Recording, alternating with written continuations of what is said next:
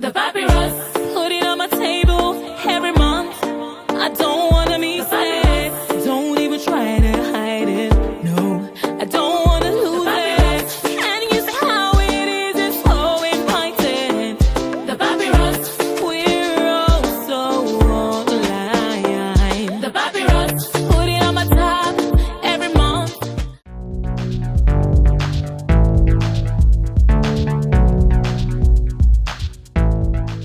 Justin Terris Damsa is a 50-year-old man born to the family of Justin and Rebecca Damsa. And my mother, who were 8 but we're 6 now. I have 3 other brothers and then 2 sisters. So we're 6. We're 8 who have passed on. We're 6 now. I did my primary education at the East Primary School, Okari, and then after that I did my secondary education at Marmara Government Secondary School, Government College, Katsanala, and then the Federal School of Arts and Science, Goja. From there I proceeded to ABU Zaria. I have 2 degrees from ABU Zaria.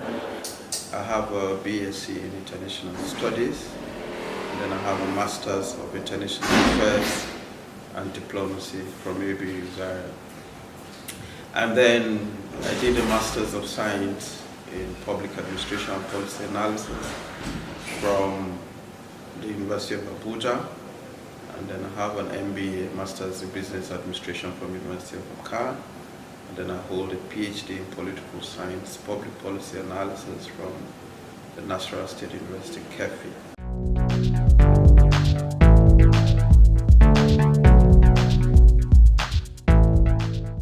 In terms of my work career, I started with the Nigerian Communications Commission. I served there and was retained.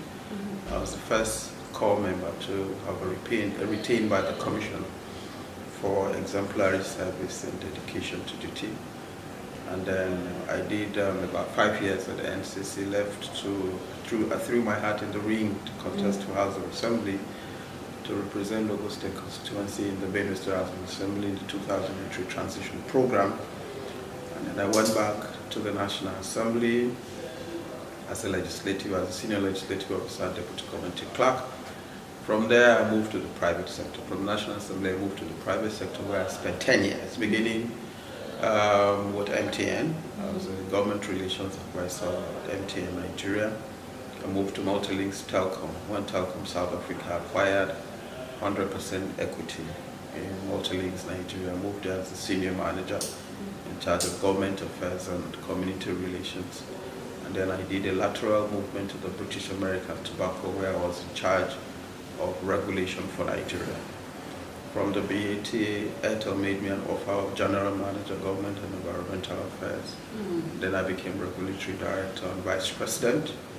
I left Airtel in 2015, December 2015 in the reorganization exercise. And then in 2017, His Excellency Governor Samuel Otom invited me to join him. And so I joined him as Senior Special Assistant of Political Matters. And then on the 30th of May 2018, the Benue State Executive Council, on the strong recommendations of His Excellency, approved my appointment and reassignment as the Benue State Focal person of the National Social Investments Program. So I have been at the National Social Investment Program as focal person for 2 years now.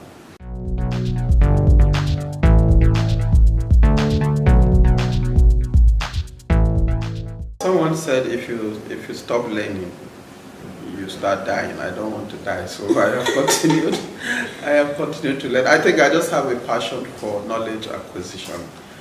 Someone said, what are you doing with 5 degrees? Because I'm currently an international Ph.D. student in theology, in philosophy and Christian theology at the Atlantic International University, Honolulu.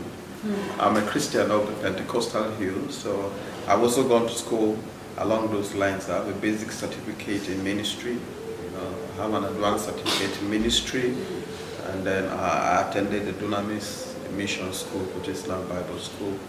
And like I said, I'm doing Ph.D. in philosophy and Christian theology at the Atlantic International University, Honolulu.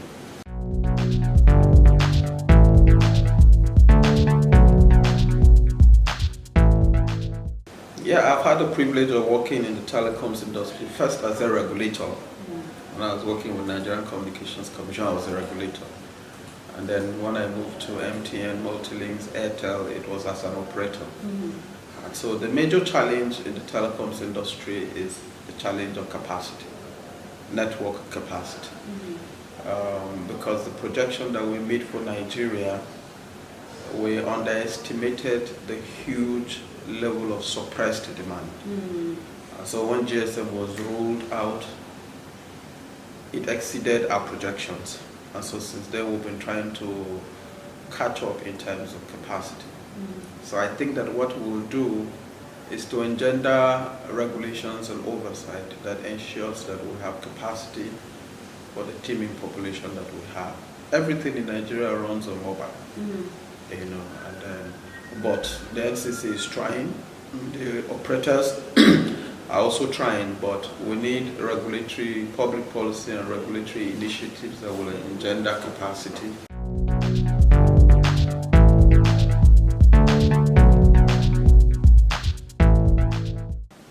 Yeah, I'll speak briefly nationally, and then I'll narrow down, to Benue State, where I have the privilege of overseeing the implementation of the program. The National Social Investment Program is a portfolio or a bouquet of programs that intends to address the challenges associated with the less privileged in the country. It's a bouquet or a portfolio of programs. There are basically 5 programs. You have the Empower program, where you employ unemployed graduates and then deploy them to places of primary assignments on a monthly token. What that does is, first, it takes a number of people off the labor market, and it gives them monthly stipend, and then in their places of primary assignment they add value. So that's the Empower program. There's a non-graduate component of the Empower program. That's for those who didn't go to school. So that one is basically skills acquisition and then starter packs for them. You have the JIP. JIP is the government empowerment, enterprise empowerment program. Like the name implies, is a program that seeks to empower micro and small enterprises. And then you have the school feeding program that provides one nutritious meal every school day to pupils. Now that has a broad range of objectives. First, to help them in their mental development. Then 2, it ensures that there's school retention, school attraction first. You attract them to school and then you retain them. And then 3, because the meal that is served, is purchased locally, it creates an agri value chain of farmers, of suppliers, of aggregators, and all of that.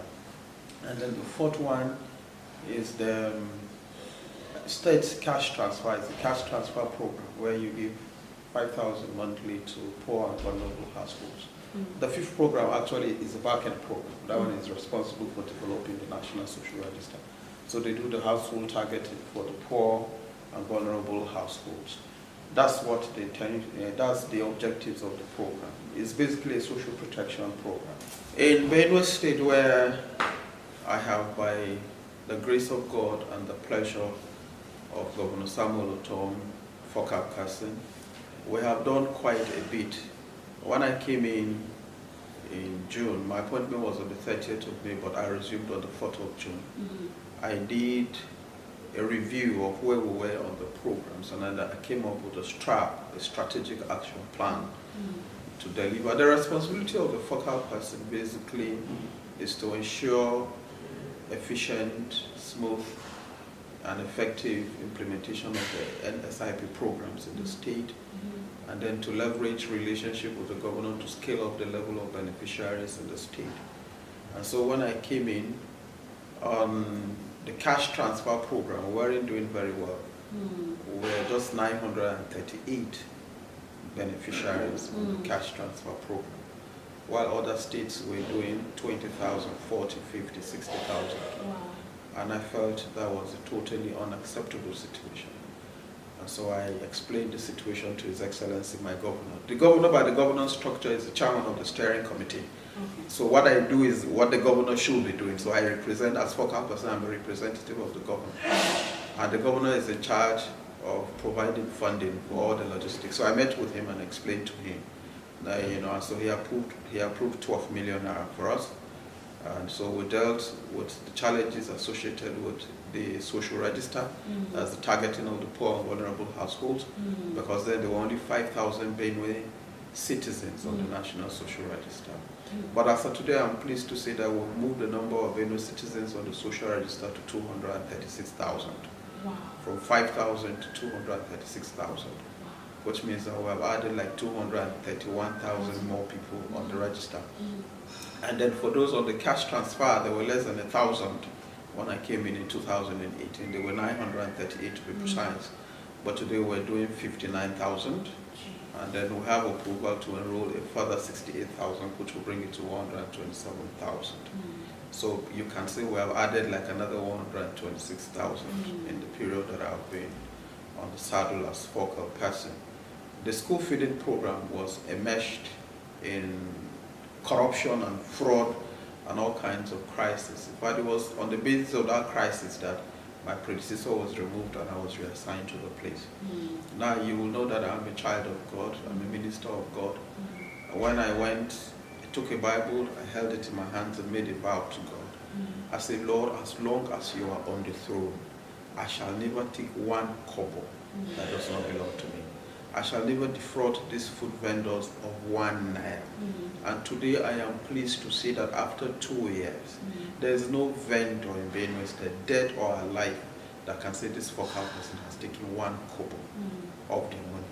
Indeed, no beneficiary of any of the SIP programs that can say they have the short change. And I give the glory to God. So we have instituted transparency and established accountability, and we've sanitized the place. But when His Excellency posted me to the place, his marching orders to me was go and sanitize the place. So today I'm very pleased to say we have sanitized the place. We're doing very well on JIP. There were 2,000 applications when I came. We're doing 43,000 applications.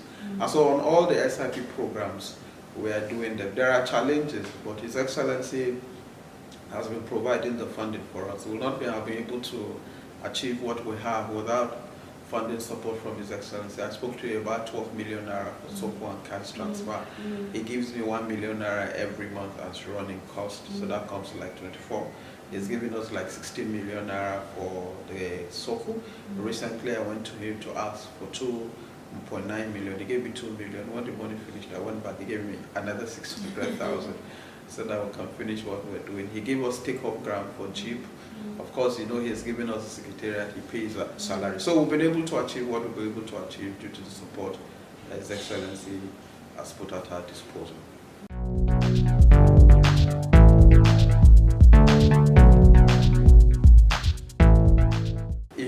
This is my first political appointment, so it was a baptism of some sort. The first challenge is, because it's politics, you realize people say things that are lies, and they say it with a bold face. When I first came in, I will not be able to sleep. This is someone who has made a vow to God not to take in a dime, and I have not taken a dime. Then I wake up one day and they will say, he's stealing money.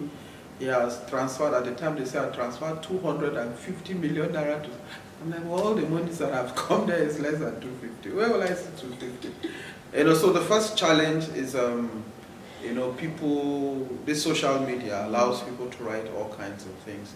The second challenge is to institute transparency in an environment that has a culture that encourages theft and graft. Has not been easy.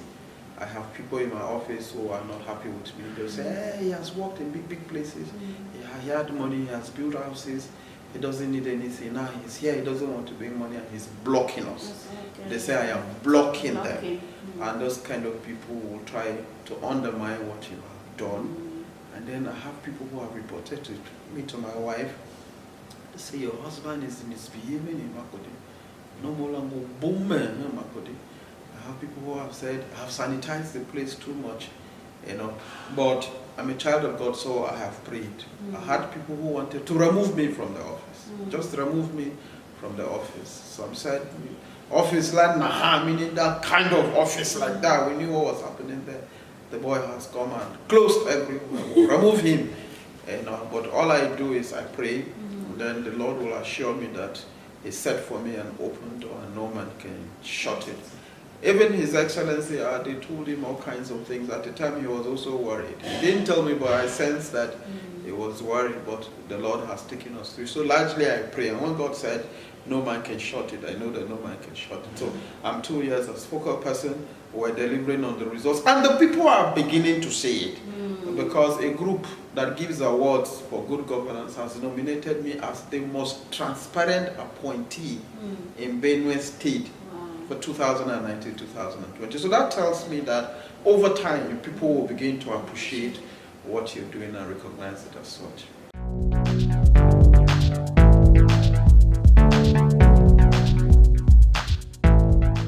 I'll start with my minister. Okay. My minister is someone who presides over a new ministry. It is a very big ministry. It is like 3 ministries in one. It's a very big ministry. Humanitarian affairs, disaster management, social development.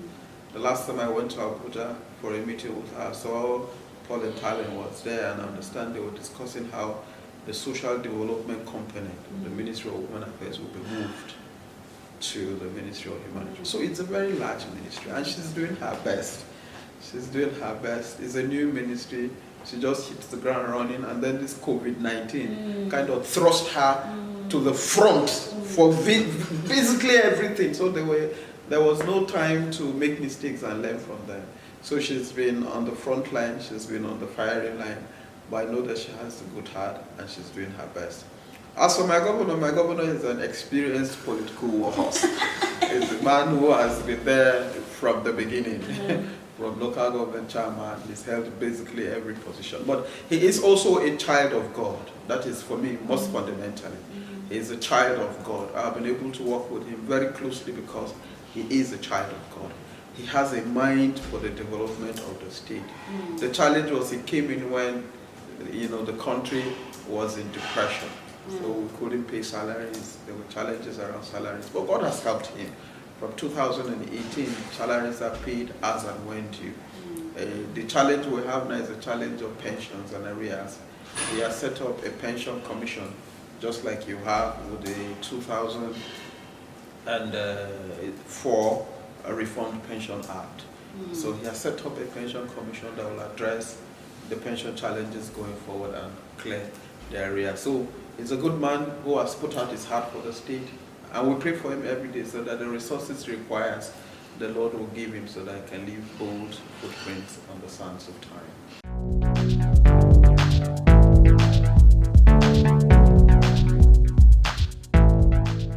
I contested for House in 2003, contested for chairman in 2007. I didn't get it, but I think the Lord was preparing me for a time such as this. For elective position, you know that you are elected for a tenure. If your chairman is going to be for 4 years, or for 3 years, or for 2 years, or for 1 year, but it's for a specific tenure, then your chief executive officer, then you have the buck stops on your table. Yes. You have your vision to actualize. If you're in the House of Assembly, it's also for a tenure of 4 years. And so you represent your constituency as best as you can, and you're assessed after 4 years. There are pressures, but it is not so much as a political appointee. A political appointee is not an elected position. Yes. Your appointment is at the pleasure of someone. You can go to work in the morning, and by evening you're no longer there. And so, and Benue is a small place. The opportunities are small, especially because we are not in the same party as the federal government. And so everybody has concentrated on Benue State to see whatever political patronage and privileges they can get. So the competition is very fierce. So people just want to get you out by whatever means. So that is my understanding, but I want to appreciate my boss who After all the things that he's had, he's kept me there, and this is, he recognizes that I am delivering value in the place he has posted me to.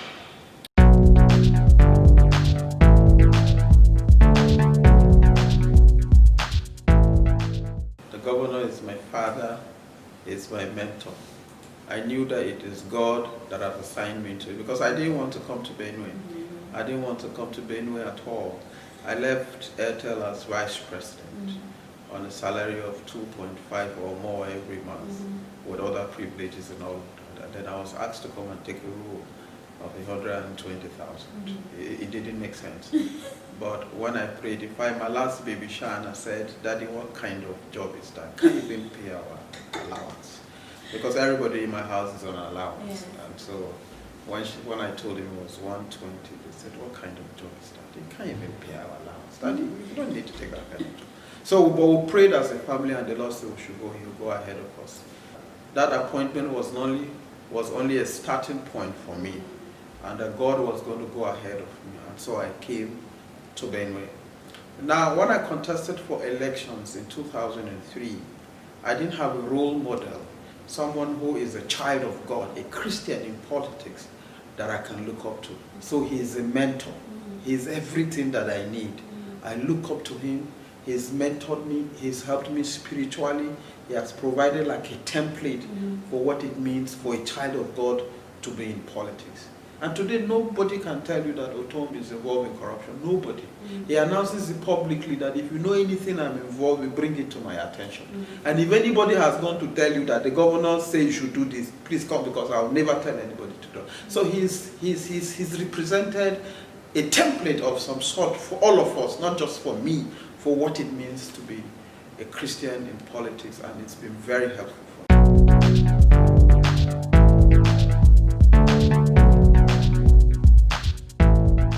Well, I grew up in a polygamous setting where my father was a ladies' man. He was a very handsome man. Ladies would not let him rest.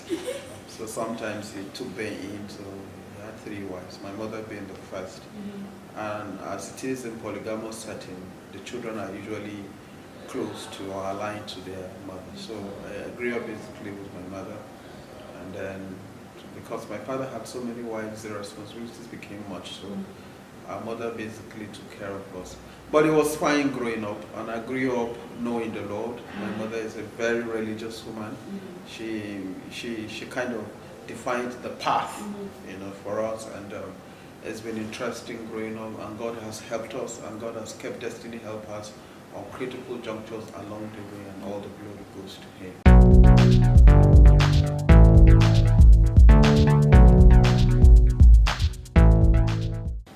The memory of waking up every morning for morning devotion. Oh. It was constant. My mother would never fail in the day.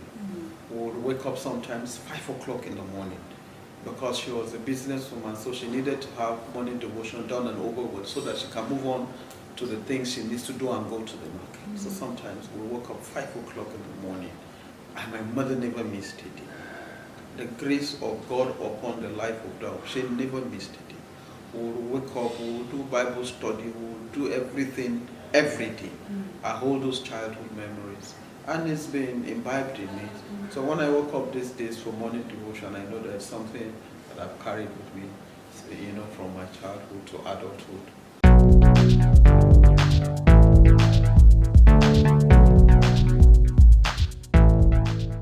When I finished my secondary school in 1987, I failed my papers. I failed the papers. And I knew that I was an intelligent person, but I didn't give time to it. When they were writing WAEC, I was on a day with my father. He was supposed to give me money, and he gave me, and I said it was not enough. So I returned the money to him, and the man took it, and they started writing WAEC. And I was in a lady when they were writing WAEC. My mother was returning from Lagos. She stopped over from in a lady. They picked me back home, and I wrote the few papers that was left, and I failed. That impacted my life, because it kind of slowed me down. I finished secondary school in 1987. I went to the university in 1991, when my mates were in their final year. And that kind of affected me, but then it taught me a few lessons. First, it taught me that if you fail, that does not make you a failure. Because when I wrote my papers in government college, I was determined to pass. And so I made all the papers. I cleared all my papers. I cleared all my papers, from somebody who failed all his papers to one who cleared all his papers. So I tell my people and my children and those that I've been privileged to mentor and those I've been privileged to help growing with me and members of my household, I tell them that you have failed. An exam does not make you a failure. Yeah. And that life is not about success, success, success. In fact, you learn more from failure than you learn from success.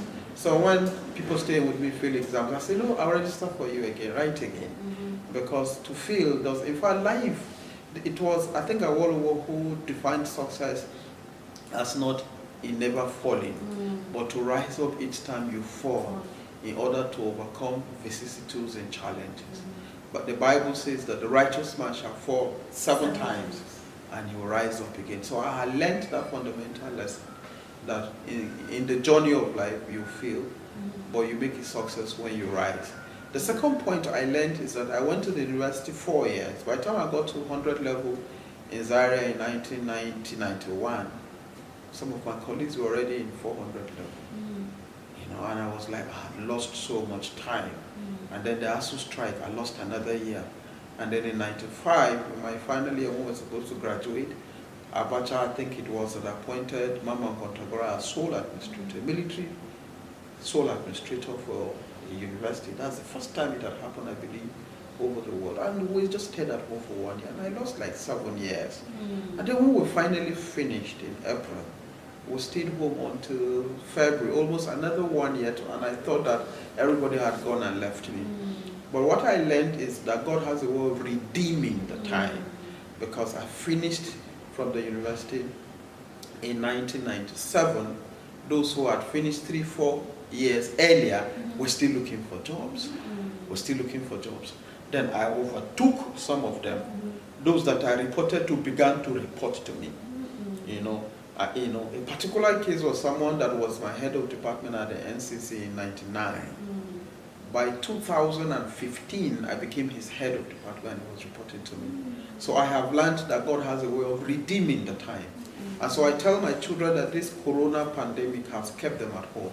Like my second daughter, Fana, should have been in 200 levels, going to 300 level law. She's still in 100 level and she doesn't know when school will resume. And sometimes she's frustrated. So I share my experience with her to tell her that God has a way of redeeming the time.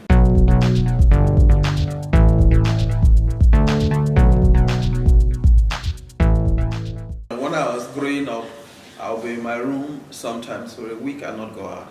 I'll be served my food there, I'll eat, bring the plates and go out and be in my room.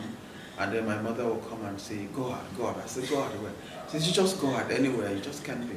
I said, but I don't want to go out. She said, just go out. How can you just be in one place like that? So I see that in Stephanie.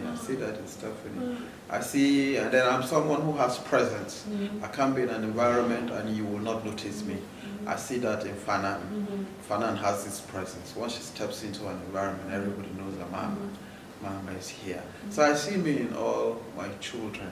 I see me growing up, I see me as someone who was determined. I was young, but I had a sense of what I wanted to do, you know, and I pursued it vigorously. So that's the kind of childhood that I remember. And then we had parents, particularly my mom, who made sure that we had everything that we wanted in life.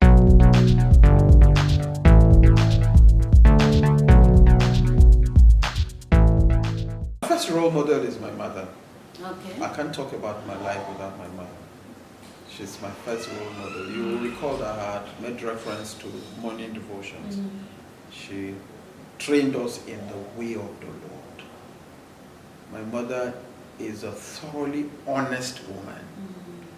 She's so honest that in every meeting she is, they ask her to be the treasurer.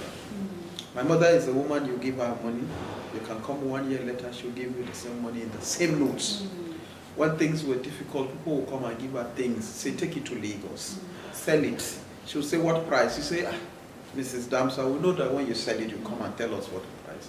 My mom will sell it and come and tell you exactly the price she sold it and tell you this was the expenditure that you made and this is the profit.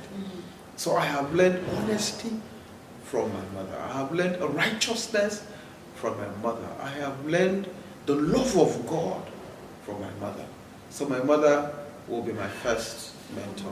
And then Pastor Paul Enenche, who is my spiritual father, can be another mentor, because I have spent quite a number of years with him. I have been with the Dunamis church since 1998, so that will be 22 years, 98, 2008, 2000, so 22 years, you know. And then my governor is my mentor. My pastor is my spiritual father. My governor is my mentor, because like I said, he represents to me a template and a trajectory of what it means to have a child of God, you know, a born-again child of God in politics. Is currently mentoring me, and I know that it is not by accident. It's God who has brought us. So I have quite a lot of people, you know, but these are the three that I can immediately make reference to. My mother, my pastor, who is my spiritual father, and then my mentor, who is like my political father.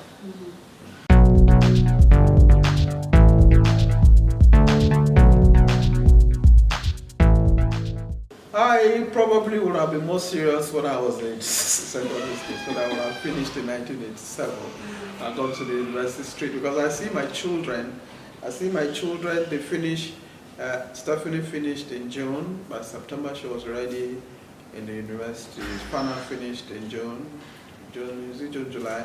By September they are already in school.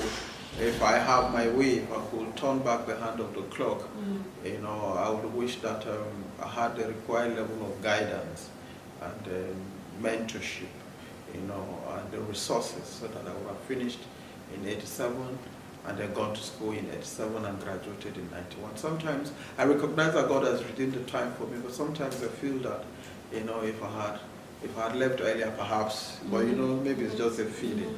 You know, but I thank God for everything. God has been very faithful to us. I thank God for the kind of family that I'm coming. I thank God for the siblings that God has given me. Where everybody is pushing. Everybody is pushing. I don't know where we got that drive from. Is it our mother or our father? Everybody is pushing on their own. We're this independent kind of people. And I think it has to do with our history. My father was an only child. My mother was an only child. I don't know how it happened where these two people who didn't have brothers and sisters got together and got married. So we didn't grow up with uncles and aunties like we have now with our children. The only person we knew was our father. The only person we knew was our mother for a long time in our lives. It was when I got 20 years or so, 19, 20 years or so, that I began to talk about uncles, about they were basically my father's cousins, either second or third cousins and all of that. So we grew up with that independence, or that destiny to trust the Lord and push on your own. And I see that with all my siblings. Dofan is pushing aggressively. She's a one-man woman squad. I am here pushing, director is pushing, chief. So all of us are just on our own. And I think that's some sort of training that the Lord has helped us, and we're making a success of it. So I thank God for everything that He's done for us.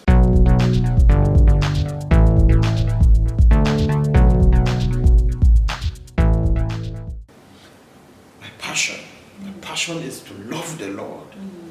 My passion is to become what He's intended, what is created for me to become. Sometimes people ask me, what's been the secret of your success? And I tell them, God. And then they think, what kind of answer is that? Yes. But it's God. Because my passion, my determination, my greatest heart cry is to be in the perfect will of God. It's to be in the perfect will of God. And as I look at my life, I see the hand of God at every critical point. See the hand of God at every point. How I got to Zaria was God. How I got to Abuja was God. How I got the job was God. At the NCC, it was an Igbo man. There was a policy at NCC not to take corps members. Because once they began to take corpers, it was a military regime. Then they will have all kinds of requests that they couldn't say no. So the NCC had a policy not to take corps members. But I broke the chain. I was the first guy that was taken. And the man who insisted I would be taking was an Igbo man from Arochukwu, who didn't know my father, who didn't know my mother.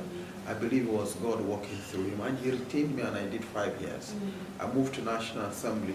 It was God who wanted me to move to National Assembly. He told me that he had already given me a job. It's not going to be because of my qualification or my connection, but it's going to be through the mystery of divine selection. And that was how it happened. When I moved to MTN, it was Michael Ikpoki. You know, he just called me one morning. But before that, something that happened around 4 a.m. at night.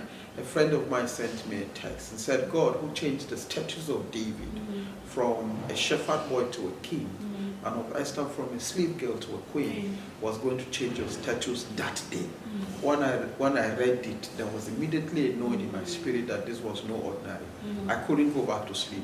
I prayed till morning and started a fast. And then I got a call from my coach, which led to my movement to MTN. And then how I moved to Baltimore Lakes, how I moved to BAT, how I moved to ETA. So it's been God, and at every critical point, God, I didn't want to leave MTN for Baltimore Lakes. Pastor Tefken called me. I think he came to Abuja, visited with me, and asked me, are you still with MTN? I said, yes, sir. I said, why do you ask? He said the Lord revealed to him that I moved to another telecoms company with a bigger office and bigger pay. And then shortly after, the multi-links thing came, and so I knew it was of God. So it's God, and my greatest passion is to remain in that perfect will of God. I have shared with you that coming to Benue, we prayed, and God said, come. I said, what am I coming to do? He said, you stand in the court of the king. And when I came, I worked with His Excellency for close to a year before my reassignment. And then even my reassignment, the Lord spoke to me about it. You know, so I know that once you're in the will of God, once you have the passion to be in the will of God, that becomes your drive. And once you're in the will of God, the Bible says the path of a righteous man are ordered by the Lord. Trust in the Lord with all your heart and lean not on your own understanding. In all your ways, the Bible says, submit to Him, acknowledge Him, and He will direct your paths. And so, for me, it's so that my steps will be ordered by the Lord and my paths will be directed by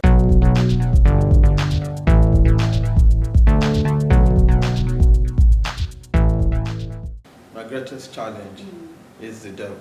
It's the devil. You know, when you have a passion to serve God and to be in His will, and when you have the calling of God upon your life, the devil will throw everything at you.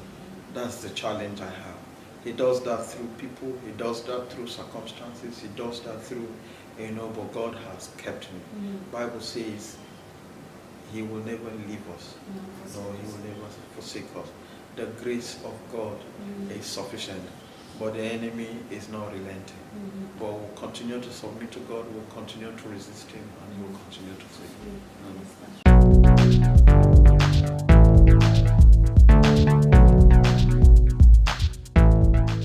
My life is guided by maybe one or two things. First, I'm driven by the serenity prayer.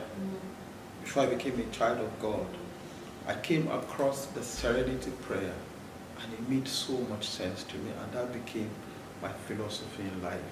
The serenity prayer said, Lord, give me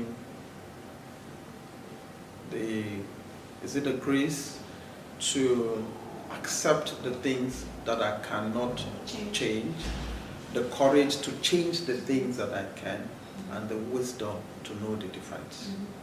The wisdom to know the difference.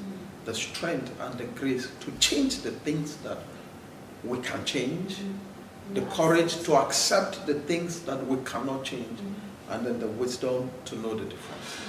That has been my philosophy in life. Because there are some things that are facts, and then there are some things that are challenges. The fact that Dauphin is my sister is a fact that I cannot change, whether I like it or not.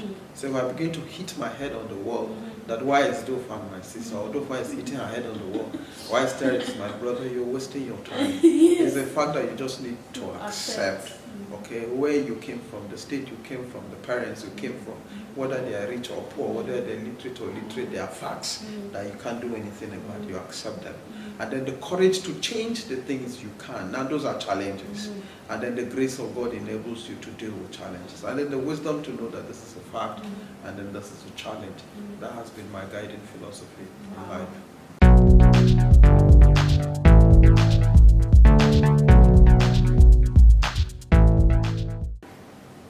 I've been embarrassed several times, but I don't even take note of them, because I think that in life, you find those embarrassments, and what I do is I quickly move over them. I don't Which one will I remember now? Which one will I remember? In fact, I don't remember because what has happened is, as a child of God, I forgive people in advance because it's in my interest that I forgive them. And so those hurts and embarrassments and all of that, I keep them behind me. I don't remember them. I move on. Because the Bible says, forgive us our trespasses as we forgive those who trespasses against us. The Bible says, if you go to make an offering and you remember that someone had an issue with you, drop it, go resolve the issue before. Because I do not want anything that will hinder my development and progress and spiritual growth. Usually I don't give a second distance to what can be like offense or embarrassment moments and all of that. So it will be strange to say I can't remember one now, but that's the truth, I cannot remember one now.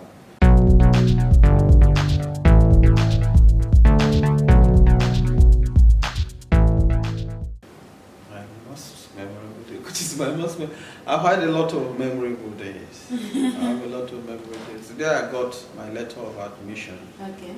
It was memorable. Then you write JAMB.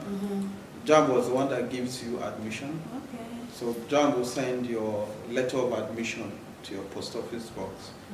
So we went to church. We were using our church mailbox then.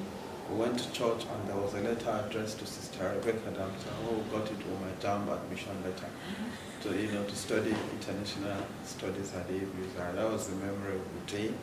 I think the day I married my wife is a memorable day. Yeah, she was so pretty. The day I had my first child, Stephanie, I remember that the labor started at night, around 5 a.m. My wife is a nurse. So she told me it was labor. And so by very early, we took her to the hospital. I went out to get a few things. By the time I came back, she had delivered. And so they told me she's delivered. I went, I saw her, and I saw the baby. I was like, hey, so this is my baby. So I am now a father. I was looking at the child. It was a very memorable day for me. Then when I got my letter of appointment, my first appointment, that's employment with the Nigerian Communications Commission. It was another memorable day. I have quite a lot of memorable days. I don't know which one is the most memorable. All of them are memorable.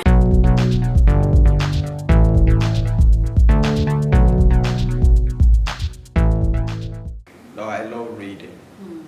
I love studying the scriptures. I used to love traveling, but now I don't find traveling appealing. I don't know when that started, but once I travel, I just want to come back home. I went to London. I was supposed to be there for 4 weeks. 2 weeks, I was already tired. I called British Airways and asked if I could change my ticket. They said yes. All I needed to do was go to the airport, pay, I think it was £50 then at their stand, and then I was good to go. And I came back. When I went to Ethiopia, it was the same thing. I was supposed to do 3 weeks. And, I finished what I was doing in 2 weeks. The other 1 week was for tour. And I just came back. So I love reading. I love praying. I love singing. Not worldly music. I love worship. So let me say worship. I love to worship the Lord. All these people have I formed for myself Bibles so that they can show forth my praise. I like to show forth His praise. God is a spirit, Bible says, and those that must worship Him in spirit and in truth. And the Lord seeketh after this ones. So I love worship. And then I just love to be on my own. I just enjoy, I'm in love with myself, I enjoy my company. I just love to be with myself. And then of course I love politics. I love politics. I love everything political. I want to be involved in the political process, to discuss politics, to write politics. I think those are some of the things that we love to do.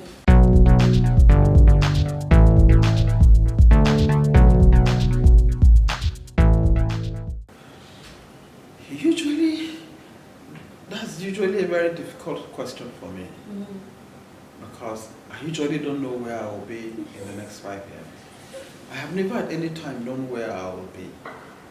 When I was at NCC, I thought I was the last bus stop. And then I woke up one day, I was a pastor, a satellite pastor at the Maraba Church in Dunamis. And so I was praying if it was time for me to move into full-time ministry. And the Lord said, no, I won't call you into full-time ministry. I've called you into full-time politics. So I was just realizing that while I was in university, I was a student union leader. I love politics, but I thought I was going to be a pastor. That's how I found myself into politics, the National Assembly. I just shared with you how I moved from National Assembly to MTN. I had not planned it. How I moved from MTN to Multilinks to BAT. I have never planned it. How I moved here. I have never planned it. I just had an offer, and I had said no to the offer.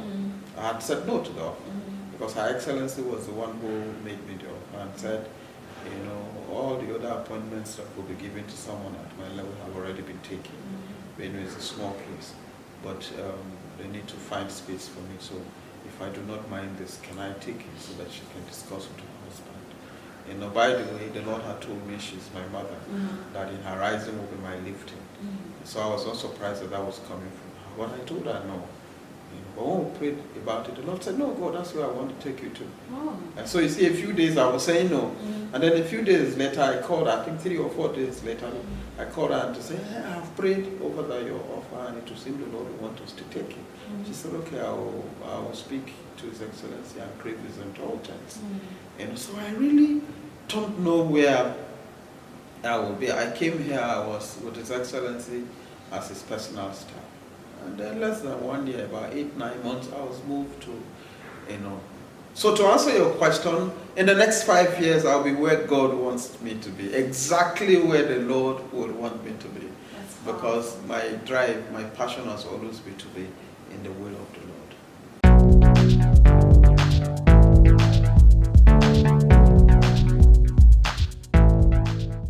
Positively, friendship has taught me that you can leverage friendship to achieve your goals in life. And now from my experience, the Lord has placed strategic friends at key and critical junctures in my life that have helped me to deliver on the purposes of the Lord concerning me. That's very positive about friendship. As someone said, how far you go in life is a function of the number of friends that you keep. I don't believe that. It's half correct, it's not half correct. It's half correct because God can use those friends. It's half not correct because once you're connected to God, God can use anybody. It could be strange people like He did with the engineer, a Roman to at the NCC. You know, so once so it's half correct, but you need to be connected first to God, and then God can use anyone. So at the positive side, that's what friends do. On the negative side, it is your friends that can betray you. Yes. You're with friends, and then once you begin to progress, then some of them are not happy about it. They just want you to remain. They just want you to remain at the same level with them. Envy sets in, jealousy sets in. I think it was Bob Marley who sang and said, "It's only your close friends that can betray you, because it's only them that know your secret. Your enemies can't betray you. Your enemies don't know anything about you." That's true. You know, so I have learned that friends are good, but friends are also, so we need wisdom from the Lord to know when our friends have become enemies. I think people call them frenemies, so is it? When your friends become your enemy, then you have frenemies, enemies with them.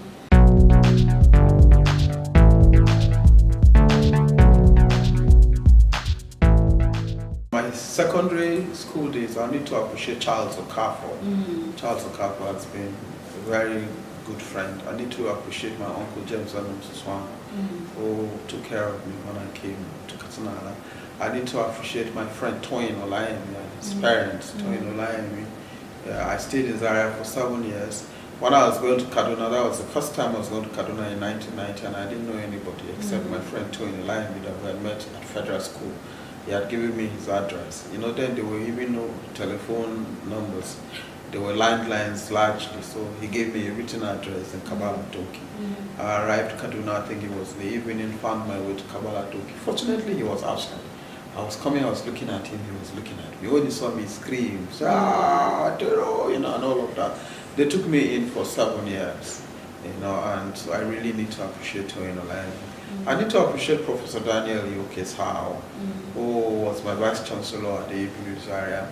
He became Vice Chancellor, I think the year I was going in. So for the period that he was Vice Chancellor, he accorded me certain privileges and support, and I must appreciate him.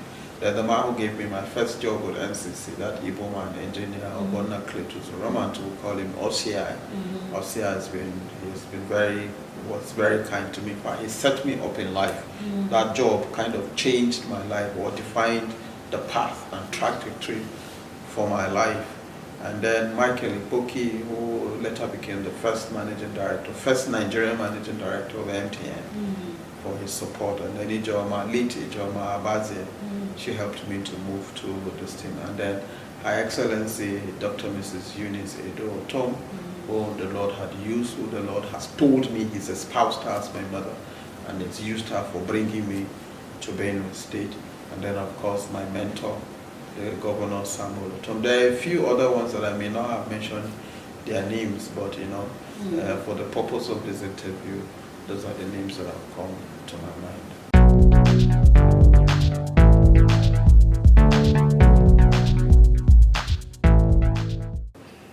Knowing God is my greatest achievement. I have realized that I'm useless without God. I am completely useless without God. I have 5 degrees, they make no sense without God. All my certificates and my experience and my training and my exposure make no sense without God. If I didn't know God, sometimes I ask myself, how would my life have been? So my greatest achievement, my greatest privilege, my greatest honor is that I know God. And I tell people, I say I'm a young man. I've been serving God now for 25 years or so. I said, because I gave my life to Christ in 1995, that's 25 years. I say I am young. So I tell people, if there was nothing in it, I will not be wasting my time in it. Bible says, test and see that the Lord is good. I have tested and I have seen that the Lord is good. And I have realized that without Him, where would I have been?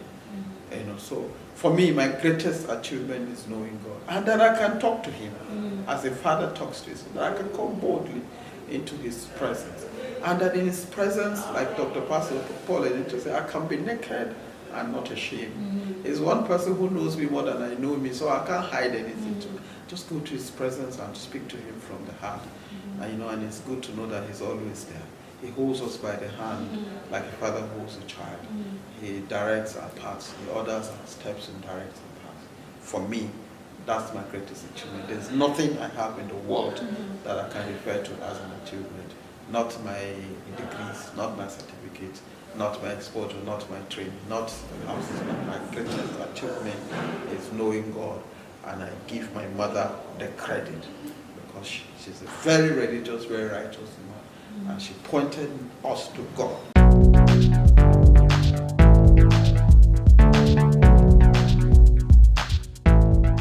Oh, when the beneficiaries get their benefits, it gladdens my heart. When money is paid for food vendors and they're happy, they've gone to cook, it gladdens my heart. Recently, monies were disbursed to this poor woman who are cash transfer beneficiaries. Benue State got 1.18 billion, and the women were so excited. They got 20,000. And so I'm very excited when the beneficiaries get their benefits. I'm so excited where I'm able to ensure that there's transparency and accountability. I'm very excited when we deliver on the numbers. When I tell you that I came, there were 938 cash transfer beneficiaries, and today we're doing 59,000 with 68,000 waiting to be rolled, which could take up the numbers to 127,000. I'm excited about that. I'm excited when I tell you that when I came, there were 5,000 Benue citizens on the National Social Rights Stand. Today we're doing 236,000. I'm excited about that because I know that leadership is about runs on 2 legs, on capacity and integrity, on capacity and ability, and character and integrity. I'm very excited that I have delivered on 2, so that I can reflect the true meaning of service and glorify the name of the Lord as they go before. That's good.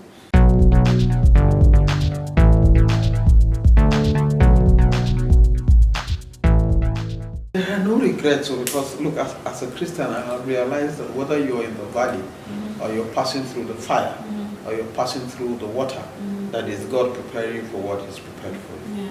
Because life is about ups and downs. It's about night and day. It's about the valleys and the mountains. It's about the rains and sunshine. So I realize that sometimes God takes you through the rain so that you can appreciate the sunshine.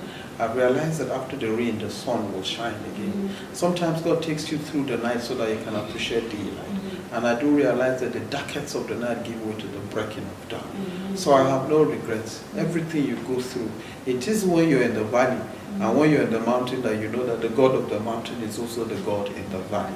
You know, so all of that is to prepare you for what God has prepared for you. I spoke to you about feeling and rising. It is also that you can appreciate what success is. So I really do not have regrets. I thank God that He's taking me through the path that He's taking me. He's brought me where I am, and I see where He's taking me to. I have a sense of where He's taking me to. He is beginning to give me a sense of it. He hasn't spoken fully, but I know that in 5 years when we talk again, I will tell you I'm exactly where God intends for me to be.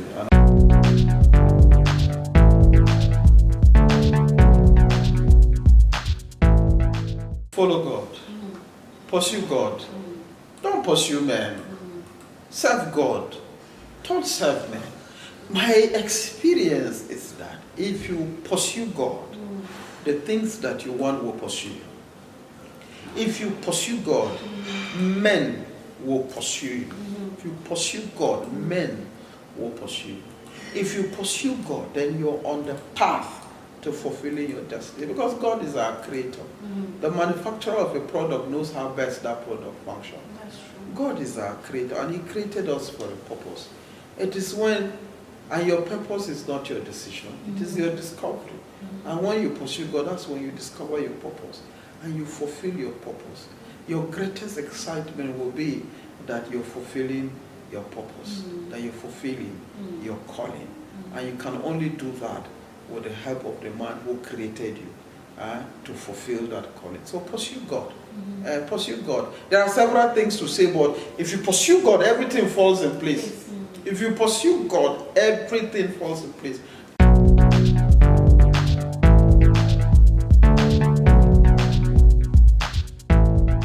Yes, what happens is it has to be a responsibility of government. And then it has to be a responsibility of young persons like me, like us. Because Nigeria is a youthful population. They say 70% of our population is young men, but they are unemployed. Unemployed. Official statistics, official Nigerian statistics says that we have about 67 million that are unemployed. If you add on the employment, you're looking at 100 million young people who are not doing very well. That will lead to that level of restiveness. The level of education, the pattern of education we have in Nigeria is that people go to school so that they can get jobs, so that they can get employment. I think that has to change. We need to have a curricula that train people to be employers of labor. I don't know how you learned your word, maybe you're pursuing passion. But we have to deliberately train people because the jobs are not there. What job will you create for 100 million? Nigeria brings out over 500,000 graduates every year, and there are less than 200,000 jobs. So you have between 200 and 300 people who will not have jobs every year. So what will you do? The only way to do that is entrepreneurial development. That is the responsibility of government now. Entrepreneurial development. We have, as people pass through school, we need to train them to become entrepreneurs. We need to train them to become people who run businesses, people who run enterprises. And globally, what determines development is micro and small medium enterprises. If you have 100,000 people who set up businesses, first they create employment for themselves, and then they create employment for others. It's just this micro business that you're doing. If you have 100,000 of those businesses employing 10 people, they multiply 100,000 by 10, you know the numbers. That is the only way to absorb, this number of people. Secondly, we need to make sure that people go to school. 1 out of 5 out-of-school children in the world is in Nigeria. 1 out of 5 out-of-school children in the world is in Nigeria. And if you come to Nigeria, 4 out of 5 out-of-school children are from the north. The ones you call marginates. There are between 3 to 5 million of them. They didn't go to school. They are stuck in the street. Some have gone to school, but they have Arabic education, which is not really recognized in Nigeria here in terms of job, employment, and all of that. So you can say they do not have the formal education required for them to be employed anywhere. You have between 5 million of them. What will you do with those ones? They become easily socialized and indoctrinated into anything like that. So this Boko Haram that you find, 70% of them are those boys. This banditry that you find, 70% are those boys. If you see the ones that have been, those repentant Boko Haram that have been, is they rehabilitated and sent back through what they call safe corridor, you see all of them are illiterate. Now you send them back, what are they going to do? They have no jobs to do. Do you understand? And it's easier for them to just, because that's what they know how to do. It is just like you have people who have not done anything and they're thieves. You send them to prison, they come back, they look around, there's nothing to do, they go back to stealing. Do you understand? So at the level of government, this is what they need to do. They need to ensure that everybody goes to school, and then they need to ensure that the curricula is such that once you come out of school, you're not looking for a job, you're creating job, you're becoming a business person. Because even if you start a barbing salon, you create employment for yourself, and then maybe you get one person. If it's a hair salon, if it's a tailoring, maybe you have 10. You know, let's start something. That's the only way we can absorb this. Then for the youth, my advice to them will be that don't finish school and then you say you have a certificate and you do a white collar job. I just read a story about 2 people who went to the same school I met. One works in a bank and earns 50,000. One is a taxi driver, earns I think 20,000. I read it online. But the taxi driver saw that one, was really that one is doing better when he earns 3 or 4 times what the person who works in the bank earns, because some of them are just bank tellers. Do you understand? So don't finish school and say you have a certificate and you can't boil or fry that your certificate and eat. Find something and do. Find something and do. All this restiveness is not necessary. Find something and do. Think, be creative, think out of the box, do something. I remember 14 years or so when you started this Papyrus, it was on your dining table. It was on your dining table. You were there, you alone, 2 people. I see you people struggling. You and Asawa, who's today chairman, doing all of this. But you've pushed on for 14 years, and today I believe that you have employed nothing less than 10 people. You know, and so when you have people who set up, they don't need to be big businesses. When you set up small businesses that can employ 10 or 20 people, you have 200,000 of those businesses and you multiply it by 10, you will find that there are huge numbers. The government will need to make sure that there's access to capital. Another thing is agriculture. We need to encourage our people to go back to agriculture. I was on Benue television a few days or a few weeks ago, and I told them that we need to go back to agriculture. Agriculture is that's what they call it, agribusiness. It's a business, and it's a value chain. For those of us who are in Benue, it's an area of comparative advantage. If you cannot go to the farm and farm, like me, I can go to the farm now and farm. I've never farmed all my life. We didn't grow up in a family where we were farmers, so we didn't farm all our lives. My mother used to do farm for business and a small one for us to eat. I can't farm now, but I can get involved in agribusiness, even if it is buying and selling. Just trading, that is what they call trading in agri-commodities. Okay, I'll get something for myself. If you buy granite and you remove the shells, and you put the shellless one in a bag, you have added value. If you sell it, you will get something. Even if it's agro equipment, you know, and you sell it, if it is fertilizer, or you decide that you're a middleman, and then if you process it, you can go into processing. Those who do gari, do you understand? You buy cassava, peel it, and they are not really very expensive machines. And then those who can do rice, like ashi rice and miba rice and all of that, once we're involved in that chain at every niche of it, and then it will absorb agri. Agri can absorb 70% of the people that we have. So people should go back to agriculture, and government should encourage. The Papyrus, put it on my table every